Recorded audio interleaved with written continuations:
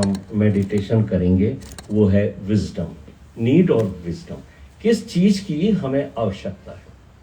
अगर हम इस बात पे चर्चा करें या ध्यान दें तो आज बहुत इंफॉर्मेशन है आपके पास, इतनी इंफॉर्मेशन है जो मैं ये कह सकता हूँ जो हम उम्र में बड़े हैं कि जब हम छोटे थे तब हमारे पास इतनी इंफॉर्मेशन नहीं हुआ करती थी। आज आप देख लीजिए, आप इंटरनेट को खोल लीजिए, आपके पास ढेरों इंफॉर्मेशन आ जाएंगी। गूगल को आप चले जाइए, आपको हर चीज मिल जाएगी। तो इंफॉर्मेशन बहुत है, एजुकेशन बहुत है, पढ़ाई के लिए भी आपको बहुत चीजें मिल जाएंगी, एडवाइजेस बहुत हैं, लेकिन नॉलेज होना ही जरूरी नहीं है। किस चीज की आज कमी है जो हम देखते हैं वो है विजडम। इंफॉर्मेशन बहुत है लेकिन बुद्धि की कमी है। और जब मैं इस बात को कहता हूं कि बुद्धि की कमी है तो हमें इस बात को जानना जरूरी है, क्योंकि हम एक परिवार हैं, हम परिवार के अंदर रहते हैं, परमेश्वर की हमें आशीष मिली है, हमें बच्चे मिले हैं। तो हमें किस बात के ऊपर फोकस करना है जो परमेश्वर का वचन कहता है। नीति वचन 24वां अध्याय उसके 3 और 4 पद के अंदर अगर हम देखें तो हमें मिलेगा कि ज्ञान जो है, नॉलेज है, वो आपका घर जो है बहुमूल्य वस्तुओं से भर सकता है। आप बहुत अच्छी अच्छी चीजें ला सकते हैं बाजार से, आप इंटीरियर डेकोरेशन करा सकते हैं, घर को सुंदर बना सकते हैं। आपके घर में आने वाला आपके घर को देख कर उसकी बहुत तारीफ कर सकता है, लेकिन यही काफी नहीं है, क्योंकि परमेश्वर का वचन जो प्रोवर्ब्स 24 वर्स 3 में कहता है कि खाली नॉलेज रखने से ही घर नहीं बसते। घर को बसाने के लिए अंडरस्टैंडिंग यानी समझ की जरूरत है, और समझ जो है वो इंसान को परमेश्वर की तरफ से मिलती है। बुद्धि जो है वो परमेश्वर हमारे को देते हैं। तो अंडरस्टैंडिंग की जरूरत विजडम के साथ मिलती है। विजडम जहां है, जहां अंडरस्टैंडिंग है, वहां हस्बैंड और वाइफ अपने बच्चों के साथ अपने घर में शांति और खुशी के साथ निवास करते हैं। इसलिए घर को जब हम ये कहते हैं कि घर में अंडरस्टैंडिंग होनी चाहिए, अंडरस्टैंडिंग किन में सबसे पहले जरूरी है? हस्बैंड और वाइफ में से। अगर उन दोनों के बीच में अंडरस्टैंडिंग नहीं होगी तो जैसे गाड़ी के 2 पहिए, एक में अगर हवा कम है या एक में बैलेंस कम है तो वो टेढ़े बांके चलने लगता है। इसलिए थोड़े समय हम चलने के बाद हम जब सर्विस सेंटर पे अपनी कार को लेके जाते हैं तो व्हील बैलेंसिंग करते हैं। क्या जरूरत है उसकी? क्योंकि व्हील बैलेंसिंग से हमारी जो गाड़ी है उसके पहिए बराबर रहते हैं, कोई ज्यादा ना घिसता है, कोई कम नहीं घिसता है। क्योंकि अगर हमारा बैलेंस नहीं होगा तो हम लाइफ के अंदर आगे मुश्किल से बढ़ेंगे। इसलिए हमें बार बार ये चेक करना चाहिए। अपने जितने भी हस्बैंड और वाइफ यहाँ बैठे हैं, मैं उनसे एक बात कहूँगा कि आप अपने घर में इस बात को बैलेंस करें, चेक करें कि क्या आप according to the word of God चल रहे हैं या नहीं। परमेश्वर के वचन में जो बातें लिखी हैं उसके अनुसार आपका जीवन चल रहा है या नहीं चल रहा है। और अगर आप अपने घर में खुशी चाहते हैं, ये आपको पैसों से नहीं मिलेगी। पैसा एक सेक्टर हो सकता है, लेकिन बुद्धि से जब हम घर को चलाते हैं उससे हमें जो ब्लेसिंग मिलती है वो हमें हेवनली खुशी देती है। जो हमें आत्मिक खुशी देती है वो हमें परमेश्वर की ओर से मिलती है। इसलिए घर को एस्टेब्लिश करने में लड़कियों का जब उनका विवाह होता है तो उनको एक बात समझाई जाती है कि बेटा तुझे अपने घर को बहुत समझदारी से चलाना है। प्रोवर्ब्स 14 के 1 वर्ष के अंदर यही बात लिखी है। नीति वचन 14वां अध्याय उसके पहले पद के अंदर लिखा है, हर बुद्धिमान स्त्री अपने घर को बनाती है। घर क्यों बिखर जाते हैं? कई बार हम ये देखते हैं रिश्ते टूट जाते हैं, कमजोर हो जाते हैं, परिवार और कलीसियाओं में भी हमारे बीच में झगड़े आ जाते हैं, रिश्तेदारों में, भाइयों में, बहनों में कई बार समस्याएं होती हैं। It is a lack of wisdom, बुद्धि की कमी की वजह से होता है। और बुद्धि जो है जब हमारे पास नहीं होती है तो हम सांसारिक रीति से डिसीजंस लेते हैं। और मैं तो इस बात को कहूँगा कि ये डेफिशिएंसी ऑफ विजडम है। जब आप डॉक्टर के पास जाते हो तो डॉक्टर चेक करके आपको बोलते हैं ना कि आपके अंदर विटामिन डी की डेफिशिएंसी है, कभी बोलते हैं आपको विटामिन ई की डेफिशिएंसी। तो क्या करते हैं आप सप्लीमेंट लेते हैं ताकि उस डेफिशिएंसी को आप दूर करें। यहाँ पर हम कभी भी इस बात पर ध्यान नहीं देते कि हमारे जीवन की डेफिशिएंसी क्या है, किस चीज की कमी है। हम प्रार्थना तो बहुत करते हैं, कई चीजों के लिए हम प्रार्थना करते हैं, लेकिन एक चीज है जिसके लिए हम बहुत कम प्रार्थना करते हैं और वो है विजडम। विजडम के लिए हम बहुत कम प्रार्थना करते हैं। आप में से अगर कोई प्रार्थना करता है बहुत अच्छी बात है, और अगर आप बुद्धि के लिए प्रार्थना नहीं करते तो मैं आज आपको निवेदन करूंगा कि आप प्रार्थना में अपने लिए, अपने बच्चों के लिए विजडम को मानें। आप प्रार्थना करें कि हे परमेश्वर आप मुझे विजडम दें। लेकिन हमें लगता ही नहीं है कि हमारे अंदर बुद्धि की कमी है ना। भाई प्रार्थना में हम किस चीज को मांगेंगे? जिस चीज की कमी होती है। आप जब प्रार्थना करते हैं तो आप देखेंगे कि पिछले दिनों आपने जो प्रेयर्स करी हैं उसमें आपने किस विषय के ऊपर ज्यादा प्रार्थना करी, क्या मांगा आपने? क्या आपने कभी विजडम के लिए मांगा? नहीं, क्योंकि हमें लगता ही नहीं है कि ये कमी हमारे जीवन में है, ये विजडम की हमें आवश्यकता होती है। और मैं इस बात को देख रहा था कि संसार में नई नई खोजें हो रही हैं, नॉलेज बहुत है। अभी सूर्य ग्रहण हुआ था तो बहुत सारी चीजें साइंटिस्टों ने खोजी, दूसरे ग्रहों पे जा रहे हैं, है ना, बहुत सारे नए नए वेपन्स बन रहे हैं। लेकिन हम एक बात को देखते हैं कि नॉलेज तो बहुत है लेकिन विजडम की कमी है। और इसी वजह से बड़े बड़े अच्छे अच्छे देशों में बड़े बड़े ऐसे पढ़े लिखे लोग, आप ये देखोगे, लड़के लड़कों से शादी कर रहे हैं, लड़कियां लड़कियों से शादी कर रहे हैं, और पढ़े पढ़े लिखे लोग, बड़े बड़े लोग। क्या चीज है, क्यों ऐसा डिसीजन लिया जाता है?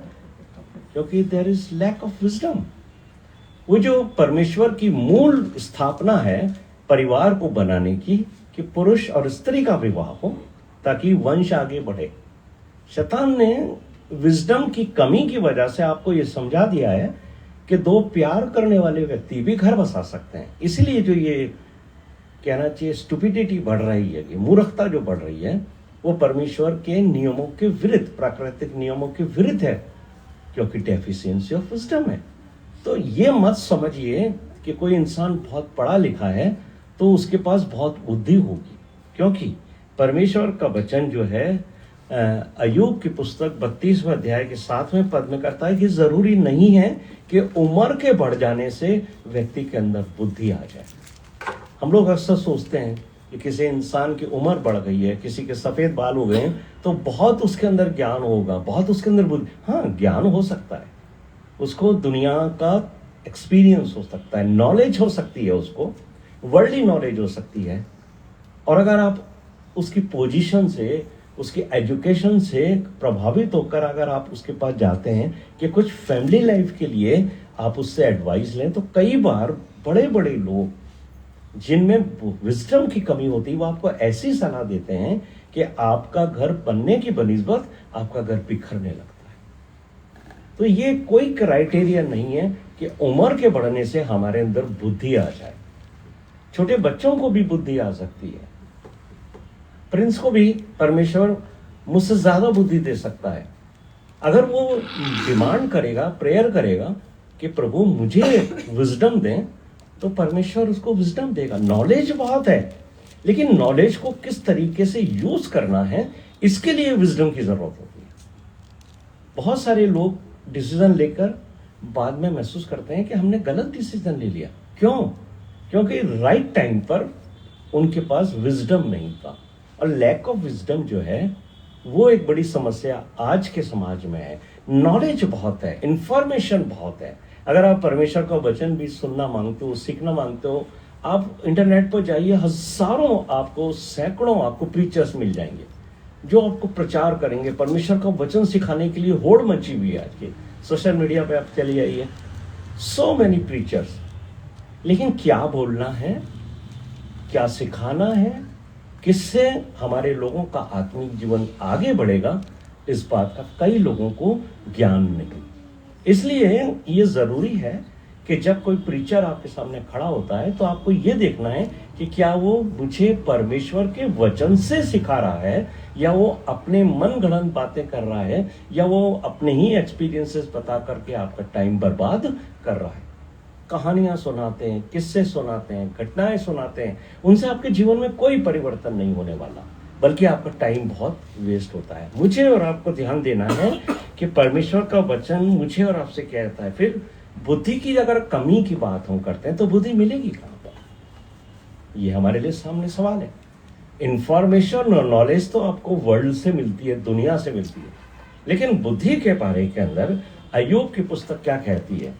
थोड़े से समय में हम अय्यूब के पुस्तक से इस बात को देखते हैं कि आखिर बुद्धि हमें मिलेगी कहाँ। अगर आप 28वां अध्याय निकालें, है ना, अय्यूब की पुस्तक book of Job chapter 28 verse 1 से लेकर के और 3 तक में हम इस बात को देखते हैं, तो वहां पर अय्यूब की पुस्तक में लिखा है कि चांदी की खान है, चांदी को आप ढूंढ सकते हो, माइंस में नीचे उतर करके हमें चांदी मिल सकती है, सोना भी मिल सकता है, और अंधियारे के अंदर भी हम ढूंढते हैं। जब आप देखिए माइंस के अंदर अगर आप उतरे हो तो माइंस के अंदर बहुत अंधियारा होता है, और ये इस तरीके का एक हेड उनको दिया जाता है पहनने का, उसके अंदर सामने की तरफ एक लाइट होती है। ये तो जब माइंस में उतरते हैं तो वो लाइट से फोकस होता है, उससे वो लोग नीचे काम करते हैं और सर्च करते हैं। ऐसा ही जब समुद्र में लोग नीचे उतरते हैं तब उनके भी एक हेड के ऊपर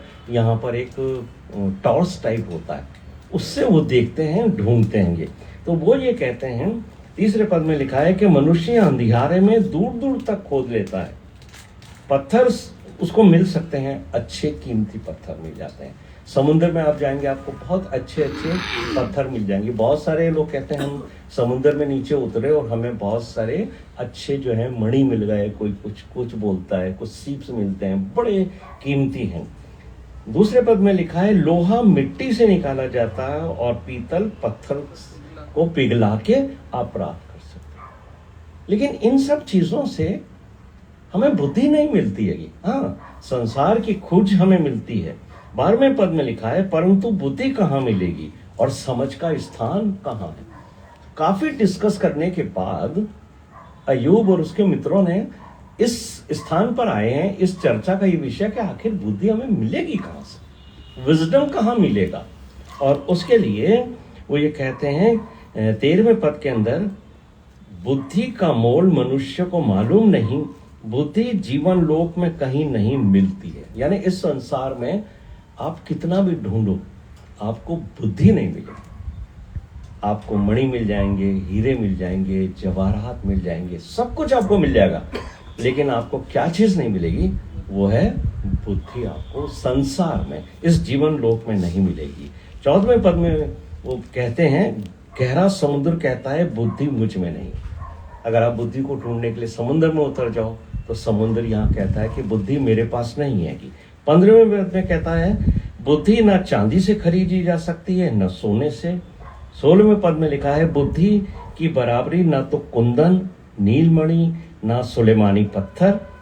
फिर 20वें पद के अंदर वो एक क्वेश्चन करते हैं, कहते हैं कि फिर बुद्धि कहाँ मिल सकती है और समझ का स्थान कहाँ मिलेगी।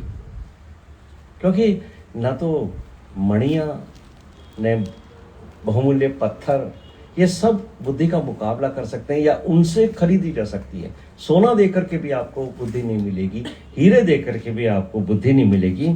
लेकिन 23वें पद में इसका आंसर लिखा है, बहुत ही खूबसूरत है। जब मैं इसकी स्टडी कर रहा था तो मैंने देखा कि परमेश्वर के वचन में उसका स्थान लिखा है कि आपको बुद्धि आकर विजडम आपको मिलेगा क्या। 23वें पद में लिखा है परमेश्वर उसका मार्ग जानता है, मनुष्य तो नहीं जानता।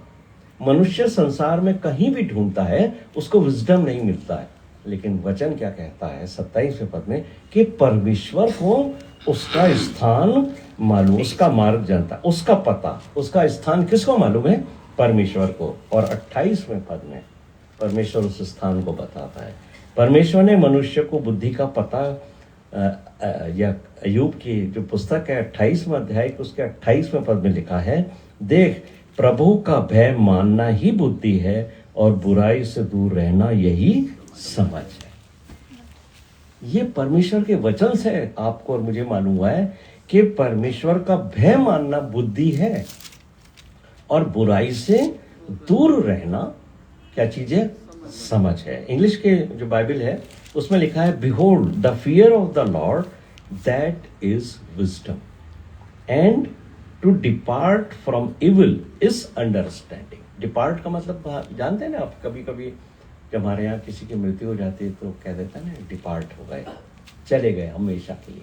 तो इविल जो काम है, जितने भी गलत चीजें हैं जो हमें पाप की ओर ले जाती हैं, जब आप उससे हमेशा के लिए उनको छोड़ करके दूर होगे तब आपके अंदर अंडरस्टैंडिंग बढ़ेगी। इसलिए याकूब अपनी पत्री के अंदर मुझे और आपको इस संध्या काल में एक सलाह देते हैं। याकूब के 3 अध्याय उसके 13वें पद के अंदर ये लिखा है, तुम में ज्ञानवान और समझदार कौन है? जस्ट पूछिए। हम लोग एक परिवार हैं, हम जाने कि क्या हम में कोई ज्ञानवान है, क्या हम में कोई समझदार है। वो कहते हैं याकूब, जो ऐसा है वो अपने कामों का अच्छे चाल चलन से उस नम्रता सहित प्रकट करे जो ज्ञान से उत्पन्न होता है। कह देने से कि मेरे अंदर बहुत बुद्धि है, बुद्धि ऐसे नहीं है। आपको अपने कैरेक्टर से, अपने चाल चलन से, अपनी बातचीत से उस बुद्धि को प्रकट करना है जो आपको परमेश्वर की ओर से मिली हुई है। लेकिन हर इंसान अपने आप को बुद्धि समझता है, मेरे पास तो बुद्धि है। अब देखिए, आप किसी से भी पूछिए, जरा सी आप बात करोगे लोग आपको सलाह देने लगते हैं। मैं तो अक्सर इस बात को कहता हूं कि अगर कोई बीमार हो जाता है ना, तो जितने लोग उसको देखना आएंगे ना, वो उसको जरूर कोई ना कोई मेडिसिन भी बता के जाएंगे, ऐसा करना, ये तो आप ले रहे हो, ठीक है डॉक्टर ने कहा, पर आप ये भी ले लो भैया, ये थोड़ा ये देसी दवा है, ये बड़ा जल्दी काम करेगी। हर आदमी अपने ज्ञान को बुद्धि समझ करके बढ़ाने लगता है, जबकि वो डॉक्टर नहीं है। ये प्रोफेशनल डॉक्टर्स का काम है कि वो मेडिसिन को आपको बताएं कि क्या चीज हो, लेकिन हम अपने आप को बहुत बुद्धिमान समझते हैं। एक ठेले वाले से भी बात आजकल जो चल रहा है, जैसे चुनाव का समय है, तो ठेले वाला भी बैठा है ना, वो भी आपको बोल देगा प्रधानमंत्री को ये करना चाहिए था। मतलब आप देखिए, प्रधानमंत्री को भी लोग सलाह देते हैं, आपको ये करना चाहिए, आपको वो करना चाहिए। सब लोग एक दूसरे को सलाह देने में लगे। क्यों? क्योंकि हर आदमी अपने आप को बुद्धिमान समझता है। किसी को ये महसूस नहीं होता कि मेरे अंदर बुद्धि की कमी है।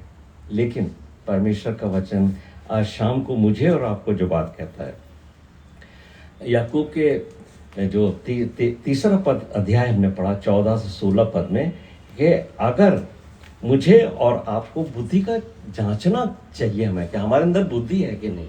देखिए, बुद्धि के लिए मुझे और आपको कैसे पता पड़ेगा कि मेरे अंदर बुद्धि है या नहीं। देखिए, यहां पर लिखा है याकूब की पत्री 3 अध्याय 14वें पद में, यदि तुम अपने अपने मन में कड़वी डहा और विरोध रखते हो और सत्य के विरोध में घमंड ना करना और न तो झूठ बोलना, यह ज्ञान वो नहीं जो ऊपर से उतरता है, वरन सांसारिक, शारीरिक और शैतानी है। क्योंकि जहां डहा और विरोध होता है वहां बखेड़ा होता है, हर प्रकार का दुष्कर्म होता है। अगर मेरे और आपके मन में ये चीजें हैं कि अगर कोई कड़वी बात हमारे मन में किसी के लिए है, हम अगर हमारे मन में किसी के लिए जलन रखते हैं, देखिए बहुत सिंपल सी बातें हैं, लेकिन हम अपने आप को बुद्धिमान समझते हैं। तो वचन कहता है अगर ये चीजें तुम्हारे अंदर है ना, तो ये समझ लो तुम्हारे अंदर ज्ञान हो सकता है, लेकिन बुद्धि नहीं है। क्या क्या चीज नहीं होनी चाहिए? डहा नहीं होना चाहिए, किसी का विरोध नहीं करना चाहिए। कई बार जो है फैमिली के अंदर जो है वो हस्बैंड वाइफ एक दूसरे का विरोध करते हैं, कोई डिसीजन कोई काम होता विरोध करते हैं। कभी बच्चे पेरेंट्स का विरोध करते हैं, कभी पेरेंट्स जो है वो कोई काम करते हैं तो बच्चे उनका विरोध करते हैं, कभी पेरेंट्स विरोध करते हैं बच्चों का, उनके डिसीजन को इन्फ्लुएंस करने की कोशिश करते हैं। आप देखिए, और अगर उनकी ना सुना जाए तो वो मन के अंदर एक गांठ बांध लेते हैं। और परमेश्वर का वचन कहता है कि हम कई बार घमंड से बढ़ जाते हैं और कई बार हम झूठ बोलते हैं। अगर ये चीजें हमारे जीवन में हैं तो हमारे अंदर बुद्धि की बेहद कमी है। और परमेश्वर का वचन जो है वो इस बात को कहता है, बहुत ही अच्छी बात परमेश्वर के वचन याकूब के पहले अध्याय के 5वें पद में लिखा है, यदि तुम में से किसी को बुद्धि की घटी है तो वो परमेश्वर से।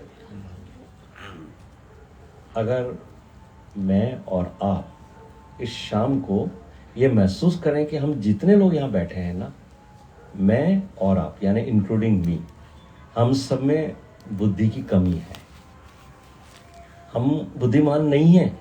इसलिए परमेश्वर का वचन कहता है, यदि तुम में से किसी को बुद्धि की घटी है तो वो परमेश्वर से मांगे, जो बिना उलाहना सबको उदारता से देता है और उसको दी जाएगी। अगर आज शाम को हम कहीं पर भी पिछड़ रहे हैं, किसी डिसीजन में पिछड़ रहे हैं, किसी काम में पिछड़ रहे हैं, तो परमेश्वर का वचन कहता है अपने लिए बुद्धि मांगो। और परमेश्वर से मांगो, वो उदारता से देता है, वो कभी मना नहीं करता। कई बार हम जो हैं वो अपने बच्चों को कई चीज़ें देने से मना कर देते हैं, लेकिन परमेश्वर का वचन कहता है कि वो ना तो आपको झिड़केगा, ना आपको डांटेगा, ना आपको ये कहेगा कि मैंने तुझे कई बार कहा। टीचर्स के पास भी कई बार जाते हैं स्टूडेंट, तो एक बार सिखाया, 2 बार सिखाया, 5 बार सिखाया, 6ठी बार वो कहते हैं कितनी बार सिखाएंगे, तेरे अंदर बिल्कुल अकल नहीं, झिड़कते हैं, उल्हाना देते हैं। लेकिन यहाँ जो शब्द लिखा गया है कि परमेश्वर सबको उदारता से देता है, जितनी बार आप जाओगे उतनी बार आपको बुद्धि देगा और बिना उल्हाना दिए देता है। इसलिए हमें अपने जीवन में आज इस बात को महसूस करना चाहिए कि हमें कमी है, हमें बुद्धि की कमी है और हम परमेश्वर से जाएं, मांगें। और विशेषकर जो पेरेंट्स हैं उनको हमेशा परमेश्वर के सामने जाकर कहना चाहिए, प्रभु हमें अपनी फैमिली के लिए जो डिसीजंस लेने हैं, हमारे बच्चों के लिए जो डिसीजंस लेने हैं, उसके लिए हमें बुद्धि की आवश्यकता है। हम संसार के किसी व्यक्ति के पास नहीं जाएंगे। कई बार क्या होता है, हमारे साथ जो समस्याएं होती हैं, हम अपने दोस्तों के पास चले जाते हैं। अरे हम सोचते क्या है, वो आदमी मेरा दोस्त है ना, उसको बहुत बुद्धि है, उसके पास बहुत नॉलेज है, वो बड़ा काबिल है, बहुत काबिल समझते हैं हम अपने दोस्तों। मैं आपको साफ बताना चाहता हूँ, कोई भी दोस्त जो है वो इतना काबिल नहीं है कि वो आपकी समस्याओं को दूर कर सके। और आजकल तो दोस्त हैं कहाँ, आजकल तो तमाशबीन हैं, जिनको हम दोस्त समझते हैं ना, वो आपके घर की समस्याओं का तमाशा बनाते हैं, दुनिया के सामने उसको डिस्कस करेंगे, आपसे तो हंसी मजाक करेंगे, बात करेंगे, आपसे कहेंगे हाँ ऐसा कर लो। और अगर आपने उनके डिसीजन मान लिए तो हंसेंगे आपके ऊपर, बताएंगे इनके घर में ये प्रॉब्लम है। लेकिन हम वचन से नहीं पढ़ते। यीशु मसीह ने क्या कहा था, ये सब बोझ से और थके लोगों मेरे पास आओ। और यीशु मसीह हमें बुलाते हैं कि मेरे पास आओ, और हम जाते हैं दूसरे लोगों के पास। यीशु मसीह पर हम विश्वास ही नहीं करते। इसलिए बेहतर ये है कि हम दुआ के कमरे में जाएं और दुआ करें कि खुदावंद यीशु मसीह जी, आपने कहा है मेरे पास आओ, मैं तुम्हारी परेशानियां समस्याएं दूर करूंगा। तो मैं आपके पास आया हूं, मेरी समस्या लेकर के मैं किसी के पास नहीं जाऊंगा, क्योंकि आपने ये नहीं कहा कि अपने दोस्तों के पास जाओ, अपने गुरुओं के पास जाओ, अपने रिश्तेदारों के पास जाओ। आपने कहा मेरे पास आओ, तो मैं आपके पास आया हूं और रोज आऊंगा। रोज प्रार्थना कीजिए, आपकी समस्या का समाधान प्रभु यीशु मसीह करेंगे। और जीवन में बुद्धि आपको परमेश्वर का भय मानने से मिलती है। और भय का मतलब ये होता है कि हम परमेश्वर से प्रेम करें। अगर आप परमेश्वर की रिस्पेक्ट करते हो, उसका आदर करते हो, तो उसके मुंह से निकले हुए वचनों को आप महत्व दोगे और उसकी आज्ञाओं की पालना करोगे। जिस व्यक्ति से हम प्रेम करते हैं ना, उस व्यक्ति के मुंह से निकली हुई बात तुरंत हम करते हैं, क्योंकि हमारे मन में आदर होता है। बिना आदर के प्रेम नहीं होता, और बिना भय के प्रेम बढ़ता नहीं आगे, वो समर्पण की भावना नहीं आती। इसलिए पति पत्नी को भी, माता पिता को भी, बच्चों को भी परमेश्वर का वचन कहता है, मुझसे सीखो, वचन से सीखो, बुद्धि लो और इस जीवन के अंदर ऐसे चलो कि लोग तुम्हारे जीवन से देखकर प्रभु यीशु मसीह की आशीष को प्राप्त करें।